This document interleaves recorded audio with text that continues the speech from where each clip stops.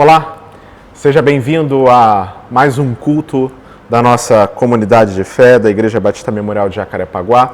É uma alegria muito grande para todos nós tê-los conosco nesse momento, para darmos início a mais um culto de adoração ao nosso Senhor, aquele que vive e reina para sempre. Eu queria convidar você a orar nesse momento, para que assim nós cultuemos ao Senhor juntos. Pai de amor, Senhor querido, é no precioso nome do Teu Filho que nos curvamos, gratos por tudo que o Senhor tem feito por nós. Gratos pela Tua misericórdia, pela Tua graça e pela Tua compaixão. E por mais um dia dado, mais um dia doado da Sua parte. Sabemos que isso vem do Senhor e isso é graça que o Senhor tem concedido a nós. É no nome de Jesus que oramos, gratos por tudo. Amém. Vamos adorar ao Senhor juntos e entoar louvores ao seu nome.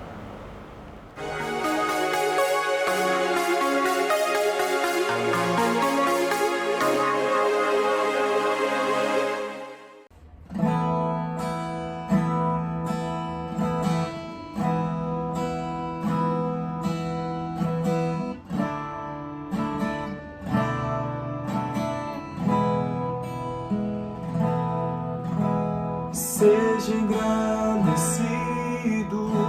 ó Deus da minha vida. Tu és o Deus da minha salvação. És a minha rocha, a minha segurança. Meus lábios sempre te exaltarão. Seja engrandecido, ó Deus da minha vida. Tu és o Deus da minha salvação. Tu és a minha rocha, a minha segurança. Meus lábios sempre te exaltarão. Aleluia, te louvo, pois sei, sobre todos és Senhor. Aleluia, te louvo, pois sei, sobre todos és Senhor. Aleluia,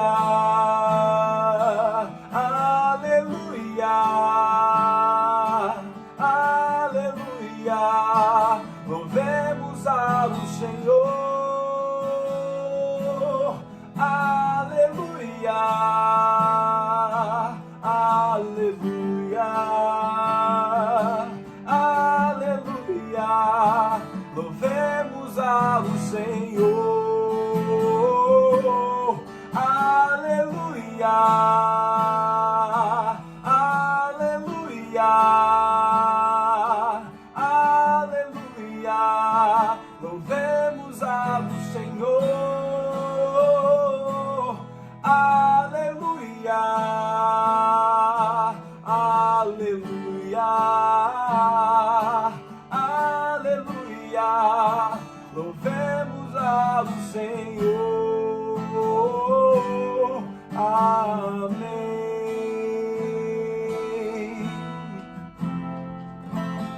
Amém. Louvamos a Ti, Senhor. Amém.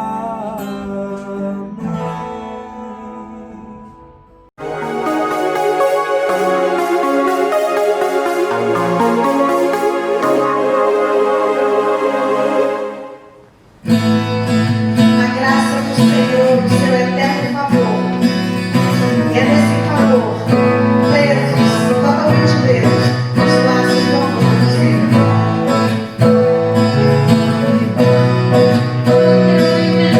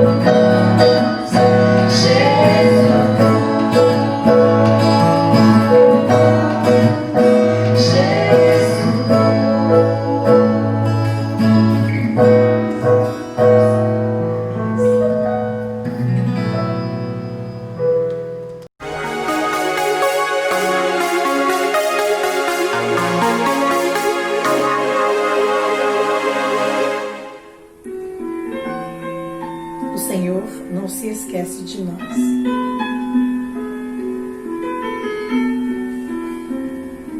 Se as ondas desta vida destruírem tua fé,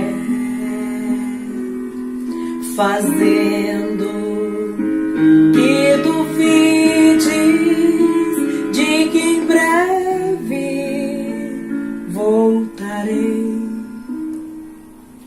Volve os olhos ao passado, vê na cruz o meu sofrer.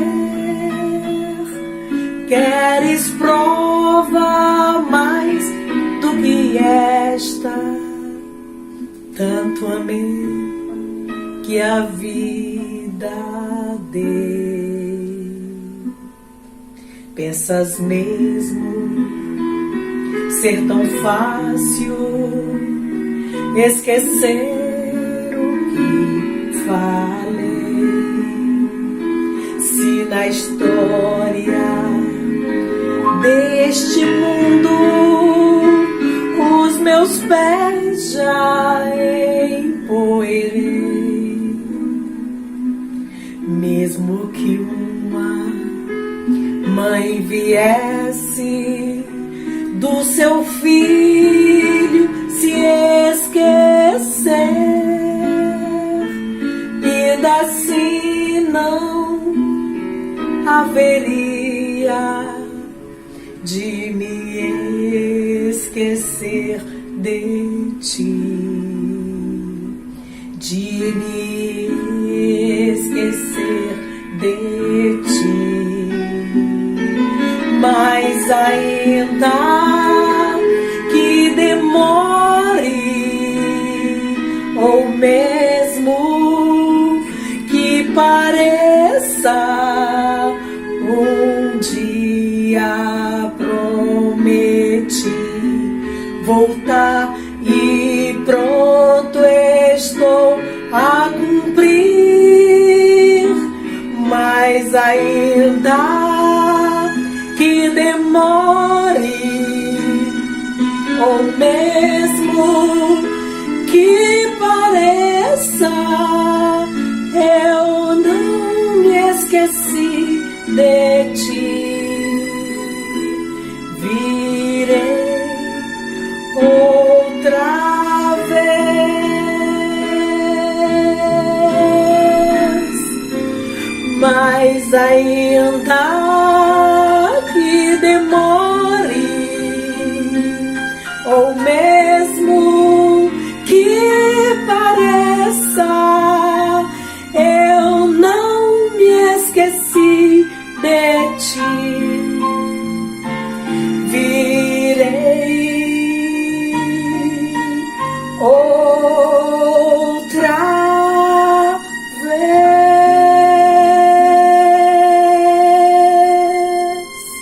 Aleluia, Senhor. Cremos nisso. Meus irmãos queridos, vamos abrir as nossas Bíblias, por favor, no livro de Lucas.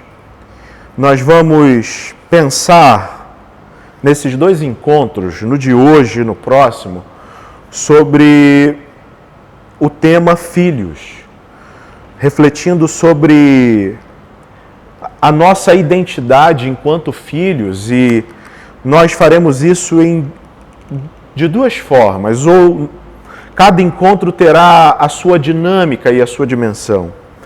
O primeiro deles, que é de hoje, e o texto lido será o texto de Lucas, capítulo 15, leremos a parábola conhecida como a parábola do filho perdido ou do filho pródigo, e nós veremos ela em dois momentos hoje, pensando sobretudo na identidade enquanto filhos, e no próximo encontro nós olharemos a partir da ótica de quem é o pai, porque a nossa identificação filial está atrelada à identidade do pai.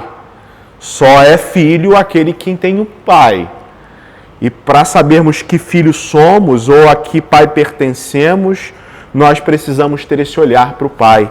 Mas hoje eu gostaria de ler essa parábola e, olhando para ela, perceber algumas características que apresentam a nossa identidade à luz desse texto, enquanto filhos. Então, o texto que será lido, eu vou ler do capítulo 15 de Lucas, eu vou ler os 3 primeiros versos, o verso 1 até o verso de número 3, e depois eu vou pular para o verso 11 e vou seguir até o final da parábola, porque está toda ela contada dentro de um contexto. A parábola do filho pródigo ou do filho perdido se encontra depois de 2 outras parábolas que o Senhor Jesus conta, que é a parábola da ovelha perdida e da moeda perdida, ou da dracma perdida. Mas todas essas 3 séries de parábolas estão dentro de um contexto. E esse contexto está inserido nos 3 primeiros versos de Lucas capítulo 15.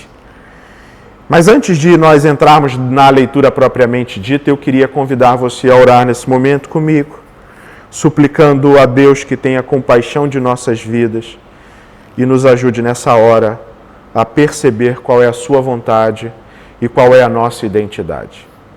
Vamos orar. Pai Santo, Senhor querido, é diante do Senhor que estamos, gratos por mais um dia, esperançosos de ouvir a sua voz na exposição da tua palavra, e suplicamos ao Senhor que o Senhor tenha compaixão de nossas vidas e venha ao nosso encontro e à nossa necessidade, atuando de modo poderoso em nossa caminhada. Ajuda-nos, Senhor, orienta-nos, guia os nossos passos, que a leitura de tua palavra seja conduzida pelo teu Espírito e o teu Espírito possa falar aos nossos corações. Essa é a nossa oração e a fazemos em nome de Jesus. Amém. Lucas capítulo de número 15, verso de 1 a 3 dizem o seguinte: todos os publicanos e pecadores estavam se reunindo para ouvi-lo, a Jesus no caso. Mas os fariseus e os mestres da lei o criticavam. Este homem recebe pecadores e come com eles. Então Jesus lhes contou esta parábola. E antes de passar para o verso 11, deixa eu estabelecer algumas coisas importantes para a nossa reflexão.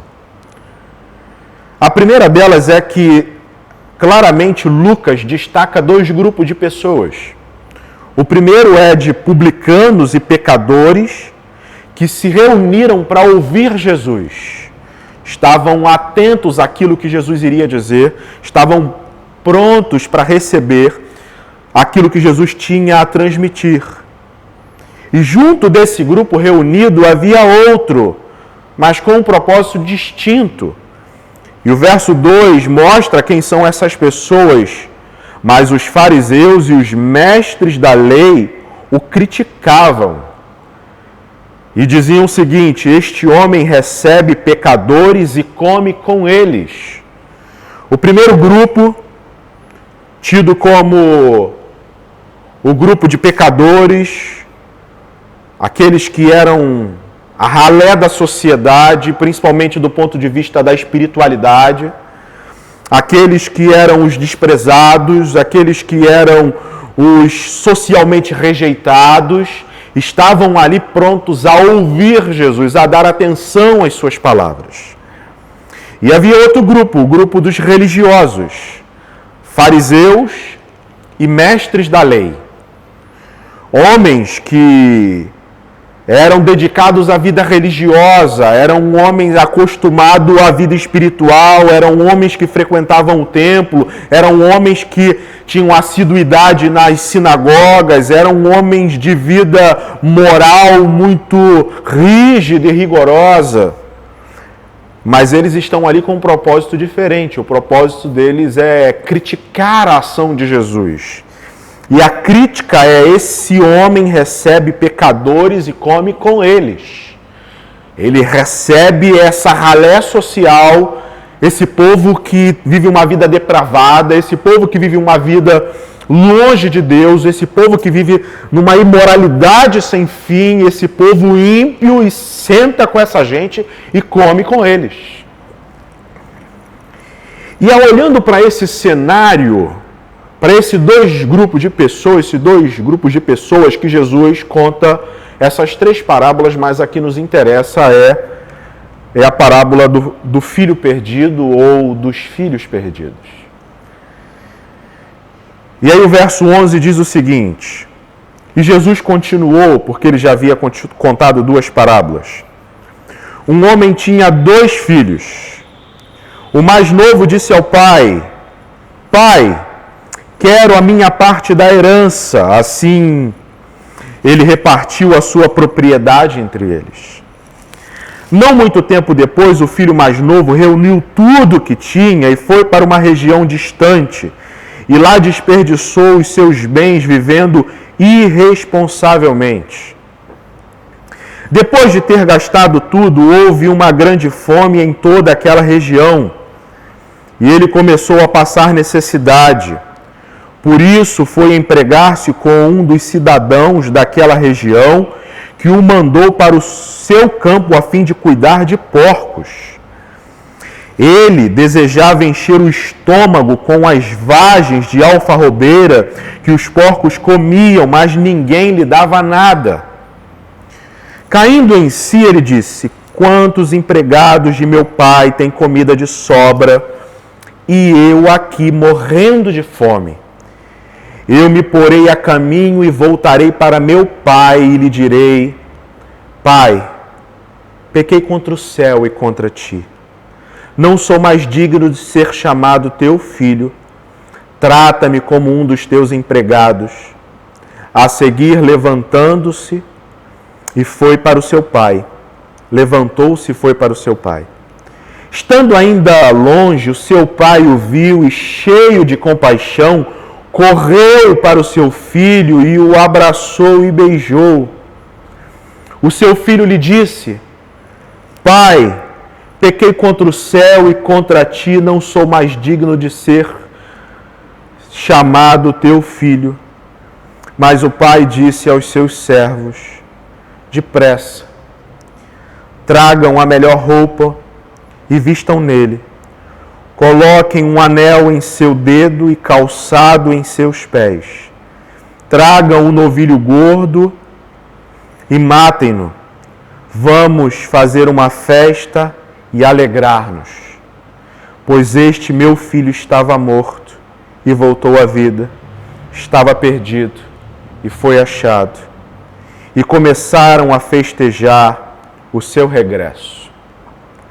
Enquanto isso, o filho mais velho estava no campo quando aproximou-se da casa, ouviu a música e a dança. Então chamou um dos servos e perguntou-lhe o que estava acontecendo, e este lhe respondeu: seu irmão voltou, e seu pai matou o novilho gordo, porque o recebeu de volta são e salvo. O filho mais velho encheu-se de ira e não quis entrar. Então seu pai saiu e insistiu com ele, mas ele respondeu a seu pai: olha, todos esses anos tenho trabalhado como um escravo ao teu serviço e nunca desobedeci às tuas ordens. Mas tu nunca me deste um cabrito para eu festejar com os meus amigos. Mas quando volta para casa o teu filho, que esbanjou os teus bens com as prostitutas, matas o novilho gordo para ele? Disse o pai: meu filho, você está sempre comigo, e tudo o que tenho é seu. Mas nós tínhamos que celebrar a volta de seu irmão e alegrar-nos, porque ele estava morto e voltou à vida. Estava perdido e foi achado. Que o Senhor abençoe a leitura de sua palavra e possa nos conduzir a uma reflexão madura e saudável, conduzida pela graça de Deus.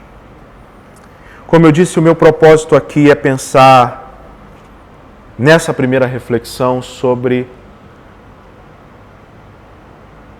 filiação, a nossa identidade enquanto filhos. lembro-me que já tive a oportunidade de expor esse texto. Na verdade, já tive a oportunidade de uma série de reflexões expor todas as 3 parábolas, a da ovelha perdida, a da moeda perdida e a do filho perdido. Mas eu lembro que uma dessas oportunidades eu dividi a parábola do filho pródigo em 3 momentos, como se fosse uma peça teatral. O momento da saída do filho mais novo, o momento do seu reencontro com o pai e o diálogo do filho mais velho com o pai. Mas o meu objetivo aqui hoje é distinto. O meu objetivo é, olhando para aquele primeiro momento, para os 3 primeiros versos, para aqueles 2 primeiros grupos. Porque é olhando para aqueles 2 primeiros grupos que o Senhor Jesus conta essa parábola aí, e nós percebemos aqui que dentro desses 2 primeiros grupos se identificam os filhos da parábola. Então, o primeiro grupo de pessoas, que são os publicanos e pecadores, fica claro quando nós temos esse contexto bem elucidado, que esse primeiro grupo está sendo apresentado como o filho mais novo. Como aquele jovem rapaz que chega para o seu pai e fala assim: pai, eu quero a minha parte da herança, ou eu quero aquilo que me cabe. Ou seja, ele estava matando o pai em vida. Ele estava dizendo: olha, para mim o senhor morreu, para mim o senhor não importa, para mim não faz a menor diferença, eu só quero aquilo que é meu por direito, então eu quero a parte da herança, que naquele período, como filho mais novo, era 1/3 dos bens do pai. O que dentro da cultura judaica um filho dissesse isso, que receberia do pai, provavelmente seria o exílio, ser expulso de casa, ser desprezado, abandonado, sem receber nenhum centavo. Mas o chocante de tudo isso é que o pai fala: está aqui a sua parte da herança, é o que você quer? Eu lhe dou. E esse filho pega essa parte da herança e vai viver a vida dele como se realmente o pai estivesse morto. Como se o pai realmente não existisse, o que ele estava agora diante dele era a sua herança, e ele foi viver a vida do jeito que ele queria, da maneira que ele entendia melhor, sem nenhum tipo de relacionamento com seu pai, porque o pai para ele estava morto. E assim ele se comporta, e o texto deixa isso bem claro. Ele pega parte da herança, chega um determinado momento, ele vai para uma terra distante, porque ele não quer nem ter a ideia de, ou ter a oportunidade de cruzar com o pai ou com o familiar. Ele vai para um lugar bem longe, vai usar o dinheiro dele, os recursos dele, da maneira que ele achar melhor. E ele vai viver uma vida de farras e festas e esbanjamento, e ele o faz. Sem nenhum pudor, sem nenhum limite, vai vivendo uma vida dissoluta, uma vida desregrada, uma vida entregue às orgias e às depravações, só satisfazendo os apetites mais íntimos do seu coração. E quem é esse filho? Esse filho são os publicanos e pecadores. E se nós formos trocar isso para o nosso contexto hoje, são as pessoas que não querem nenhum tipo de compromisso com Deus, onde o que importa são o seu ventre, são os seus desejos, são os seus apetites, são as suas necessidades mais íntimas, e não existem regras, não existe uma moral, não existe nada que possa tolir aquilo que a sua vontade apresenta. Vive a vida como se o que mais importasse fosse a satisfação dos seus desejos mais sórdidos, mais íntimos, sem se importar com o outro, sem se importar com a existência de Deus, só vivendo a vida da maneira que acha melhor, da maneira que entende ser a mais proveitosa. Então, o filho mais novo, ou a identidade do filho mais novo, é essa identidade de alguém que é comprometida só com o seu bem-estar e ponto. E não é nem um pouco difícil para nós fazermos o exercício de identificar pessoas que vivem isso. Esse é o filho que por vezes é tido como perdido. Esses são os publicanos e os pecadores. Mas há outro filho na história. há uma outra identidade de filho nessa história, que é o filho mais velho, que Jesus o insere dentro dessa parábola para demonstrar aqui os fariseus e mestres da lei. Os fariseus e mestres da lei são aqueles filhos, ou o filho da parábola, que não vai embora, que é obediente, que está ali trabalhando, como ele mesmo diz, como um escravo a serviço de seu pai, fazendo aquilo como obra de sacrifício, fazendo aquilo como uma obediência. Ele é uma pessoa totalmente dedicada ao serviço dos campos do seu pai, aos bens do seu pai, trabalha arduamente. São os mestres da lei e fariseus, são aqueles que eu disse que são envolvidos com a vida espiritual, que têm uma moralidade rígida, são extremamente legalistas. E por conta desse legalismo e moralismo exacerbado, são juízes de todos e por isso estavam ali para julgar Jesus. Esses são os filhos mais velhos. Extremamente orgulhosos, vaidosos, arrogantes, pedantes. Esses são os filhos mais velhos. Trazendo aqui para o nosso tempo, para o nosso momento, são aquelas pessoas altamente religiosas, com moralidades altamente endurecidas, com um legalismo que fere os outros,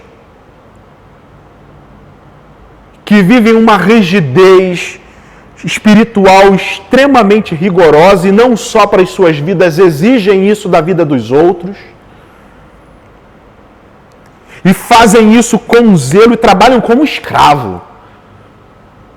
São pessoas que estão aqui de domingo a domingo dentro da igreja, que não falta nenhuma programação, que leem a Bíblia 200 vezes no dia, que faz orações públicas longas e longas e longas e longas e longas, mas que também estão com os olhos atentos para julgar cada irmão, cada passo, cada ato contrário de cada pessoa.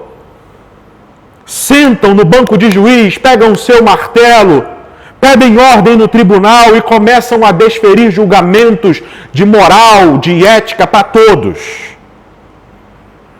Dizendo, é proibido, está errado, é pecador, é publicano, é safado, é pervertido, é traidor, é adúltero, é pecador, é pecador, é pecador, é pecador. Porque é o que o filho mais velho faz, é o papel dele aqui dentro da parábola, dentro dessa cena teatral, dentro dessa construção literária que Jesus apresenta. Então tem um filho perdido, é o filho dissoluto, é o filho da vida depravada, é o filho sem limites. E tem um segundo filho, outro filho perdido. Só que agora é perdido por conta do seu orgulho, da sua vaidade, do seu autosserviço que busca recompensa, que busca barganha com Deus, que busca fazer as coisas para Deus, não por quem Deus é ou porque o ama, mas sim em busca de recompensa, em busca da herança, por mais que ele não diga, mas ele está preocupado com outra parte da herança. Ele só não tem coragem de dizer para o pai, me dá a parte que me cabe da herança. Mas está ali cheio de expectativas, querendo pelo menos um cabrito para festejar, e quando na cabeça dele ele não recebe, ele entra em crise. E quando aquele pecador, o irmão mais novo, recebe uma festa, ele entra em crise. São as pessoas, esses moralistas, o segundo filho da parábola, normalmente é o tipo de pessoa que fica em crise quando uma pessoa totalmente ímpia é abençoada. Por que aquela pessoa que tem aquela vida toda errada está rica e eu não? Por que aquela pessoa que vive daquele jeito enlouquecido tem saúde e eu não tenho, ou meu parente não tem? Esses são os filhos mais velhos. Então, resumindo, para eu destrinchar aqui ou finalizar a reflexão, porque a reflexão de hoje em si não tem proposta de solução, é um convite à reflexão. Às vezes nós procuramos nas nossas reflexões, e nosso trabalho é apresentar ações práticas, mas a ação prática hoje é reflexão. Porque eu apresentei aqui foram duas identidades. A identidade do filho mais velho e a identidade do filho mais novo. Jesus não apresenta um terceiro filho. Jesus não apresenta um terceiro filho.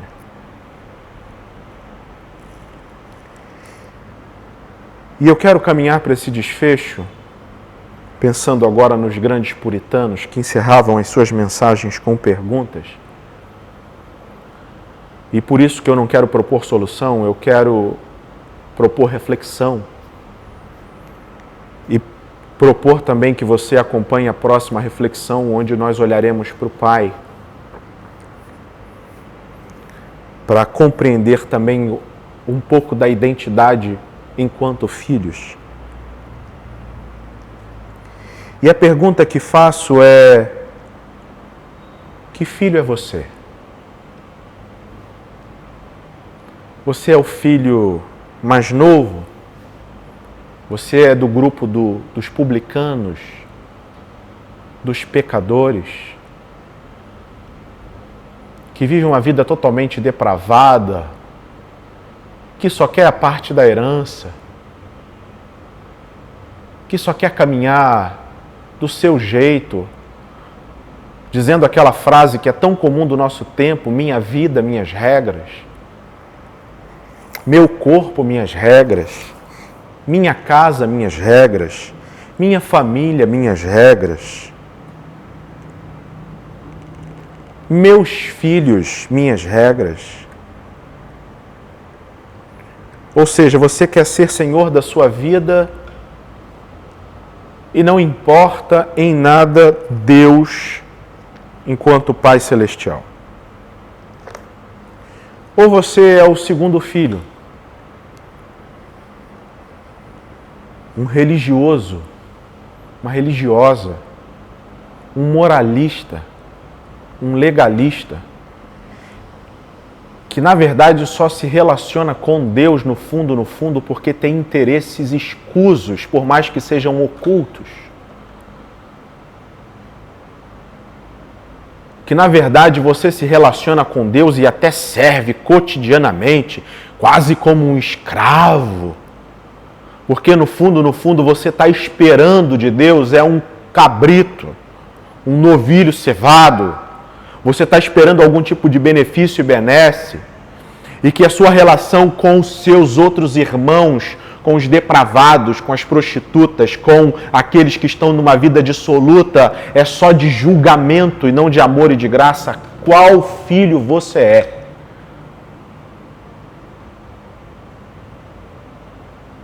O que tem marcado a sua identidade?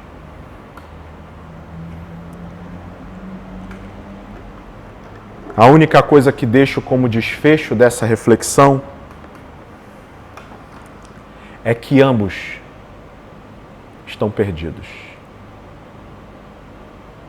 É que ambos estão sem direção. Então eu quero dizer para você que, independente de que identidade filial você mais se identifica, eu digo que é a identidade de um filho perdido. Sei que isso é doloroso de ouvir, sei que isso é inquietante, mas é necessária a nossa reflexão nesse momento para lembrar de quem somos e de como nos portamos. E principalmente de que somos filhos perdidos.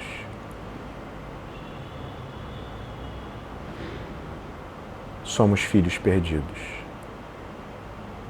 E por isso é importante você acompanhar a segunda reflexão, que será a nossa próxima, quando nós olharemos para o Pai. Que Deus tenha misericórdia de nossas vidas. Amém.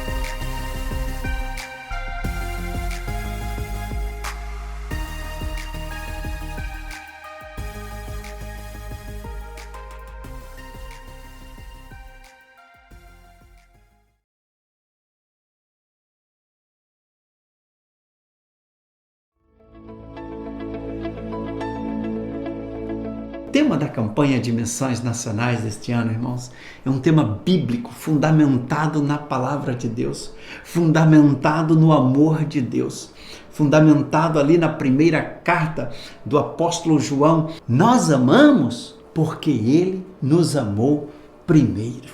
É a palavra de Deus, um tema bíblico, Um tema com uma profundidade, com uma dimensão teológica extraordinária. Esse tema é um tema lindo para o momento que nós estamos vivendo. Um tempo de muitos desafios. Isolamento social, coronavírus, desafios, irmãos, em tantos lugares desse planeta. Mas nós estamos fundamentados no amor de Deus. O Senhor cuida de nós. Quer vivamos, quer morramos, somos do Senhor, porque Ele nos amou primeiro. Quando nós somos tomados pelo amor de Deus, quando nós entendemos espiritualmente esse amor, nós crescemos na fé, no nosso comprometimento com a sua palavra. Nós temos uma vida abençoada quando entendemos o amor de Deus, o quanto Ele nos ama. Isso nos dá segurança. Missões, irmãos, é a revelação do amor de Deus em Cristo Jesus, sendo levado para cada pessoa neste Brasil. Isso é missões. Missões é o amor de Deus sendo compartilhado. Missões é o amor de Deus que nos leva a obedecer, a fazer a obra do Senhor com alegria, na total dependência do Senhor Jesus, porque Ele nos amou primeiro. Estamos juntos e vamos avançar, queridos irmãos. Por quê? Porque Ele nos amou primeiro.